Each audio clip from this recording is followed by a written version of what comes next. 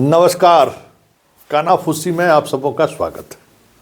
और आज हम कानाफूसी में बात साहब, बीबी और गुलाम की करने जा रहे हैं। जी हाँ, जहाँ तक हमें जानकारी है, तो गूगल पर मैंने जो जानकारी ली है, 1962 यह फिल्म है।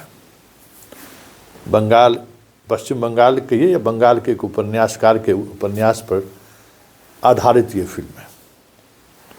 और इस फिल्म में छोटकी बहू के बारे में चित्रण किया गया है कि क्या सोचकर वो शादी की थी, फिर उनके जीवन में किस तरीके का उतार चढ़ाव हुआ। उस कहानी में चित्रण हुआ, कहानी का चित्रण के तौर पर प्रस्तुत किया गया। बिहार की राजनीति में भी इन दिनों साहब, बीबी और गुलाम के तर्ज पर चीज़ें चल रही हैं। बड़ी उम्मीद से लोग चुनाव में दिल खोलकर वोट किया लोगों ने, बहुत अरमान के साथ कि चलिए इस बार वो कर दिखाते हैं जो आज तक कभी बिहार में नहीं हुआ है। डबल इंजन की सरकार होगी, बिहार का विकास होगा, बिहार में फैक्ट्रियां आएंगी, बिहार बदल जाएगा, फिर से एक बार फिर वो बिहार वापस लौट आएगा जो आज़ादी के समय का बिहार हुआ करता था। लेकिन जिस तरीके से चीज़ें चल रही हैं वो कमोबेश उसी छोटकी बहू के दिशा में चीज़ें बढ़ रही हैं कि इस बार भी छोटकी बहू जिस उम्मीद से आई थी उन्हें निराशा हाथ लग रहा है। बात बात पर टकराव, बात बात पर तनातनी, बात बात पर कानाफूसी, अंतःपुर में सब कुछ ठीक ठाक नहीं चल रहा है। अंतःपुर में बादशाह अपने ही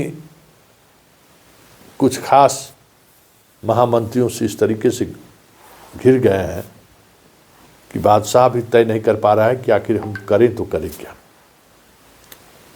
हमें लगता है कि उम्र के अंतिम पड़ाव में जिस तरीके से बहादुर शाह जफर को पूरी देश की जनता ने दिल्ली के गद्दी पर बिठाते हुए भारत का सुल्तान घोषित कर दिया था, कमोबेश इस बार भी बिहार की जनता ने उसी उत्साह के साथ बहादुर शाह जफर जैसा उत्साह के साथ बादशाह को लोगों ने बिठाया। लेकिन हस्तिनापुर के लगातार हस्तक्षेप और जो षड्यंत्र चल रहा है दरबार में, उसकी वजह से बादशाह को रंगून जाना पड़ जाए तो कोई बड़ी बात नहीं होगी। रंगून की पूरी तैयारी हो रही है। बादशाह अपनी अंतिम लड़ाई लड़ रहा है, कोशिश कर रहा है, क्योंकि उनको पता है कि अगर हम अंतःपुर की गद्दी से ज़्यादा मोह ममता पाल लिए तो फिर मेरी स्थिति रंगून जाने वाली भी नहीं रहेगी। तो बस सामने में जो हो जाए, निर्णय वही लोग लेंगे जो निर्णय हम लेते आए हैं। और इसके लिए जो गुनाह कबूल करना हो, हम गुनाह कबूल करने को तैयार हैं, लेकिन झुकेंगे नहीं, झुकना नहीं है। और छोटकी बहू है कि जिस उम्मीद से आई है वो उस उम्मीद से टकटकी लगाकर बादशाह के हर एक फैसले पर नज़र बनाई हुई है। क्योंकि बादशाह सिर्फ हस्तिनापुर से ही इस बार नहीं घिरा हुआ है, इस बार बादशाह अपने कुछ खासम खास लोगों से भी घिरे हुए हैं। इस बार नियत बदला, नियत और नियति दोनों बदला बदला सा दिख रहा है।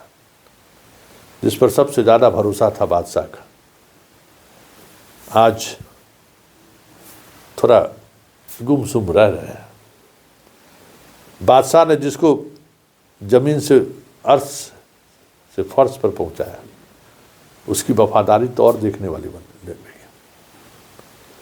उसकी वफादारी तो ये है कि बादशाह भी हैरान है। लेकिन वक्त क्या करते हैं, आप गौर करिए ना, जब क्रिकेट की दुनिया में कपिल देव अंतिम दौर में, अजरुद्दीन, सचिन तेंदुलकर, वीरेंद्र सहवाग, हरभजन सिंह, मतलब युवराज फाइट करते रहे, जिसने देश को क्या नहीं दिया। लेकिन एक समय ऐसा आया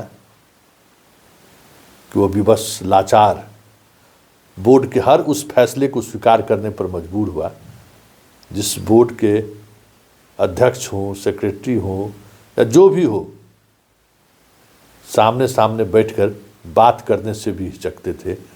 वो आदमी सामने बिठाकर मजबूर करते दिखे कि आपको अब क्विट कर देना चाहिए, आपको संन्यास ले लेना चाहिए।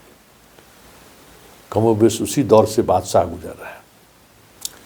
तो आप कहेंगे कि साहब, बीबी और गुलाम फिल्म के सहारे इस कानाफूसी को क्यों आप आगे बढ़ा रहे हैं? क्योंकि ये जो बीबी है ना, इस पूरे खेल में बीबी की भी बड़ी भूमिका है। क्योंकि इस बीबी ने बादशाह को कई जगह मजबूर किया है। कई जगह बादशाह निर्णय लेने से बचते दिखे हैं। इसलिए मैंने इस कानाफूसी का नाम साहब, बीबी और गुलाम दिया है। क्योंकि अगर उस स्थिति पर चीज़ें पहुंची हैं तो बादशाह भी कम जिम्मेवार नहीं है। क्योंकि बादशाह ने भी अपने पूरे सत्ता के शासनकाल में कमोबेश इसी तरीके से गेम खेलते रहे हैं जो आज दिख रहा है। लेकिन सवाल ये नहीं है कि आज वफादार कौन है, या फिर सवाल ये भी नहीं है कि किसकी वफादारी पर चर्चा हो रही है। सवाल ये है कि हर किसी के अंतिम समय में, चाहे कितना भी पराक्रम वाला योद्धा क्यों ना हो, ईश्वर ये अंतिम समय में ये हश्र दिखाने को क्यों बैठा रहता है, क्यों इंतजार करता रहता है? अरे ऐसे लोगों को शानदार विदाई दे देनी चाहिए। मान ले जनता ने तो विदाई दे दी शानदार, सिस्टम क्यों लाचार बनाने पर लगा हुआ है? खैर, लाचारी अपनी जगह पर है और बादशाह का कह सकते हैं कि जोर अपनी जगह पर है। देखते चलिए उस जोर में कितना दम है, क्योंकि इस बार नहीं तो कभी नहीं, ये निर्णायक लड़ाई है हस्तिनापुर और अंतःपुर के बीच। और इस लड़ाई में जो अस्त्र रखेगा उसे उसका रंगून जाना तय है।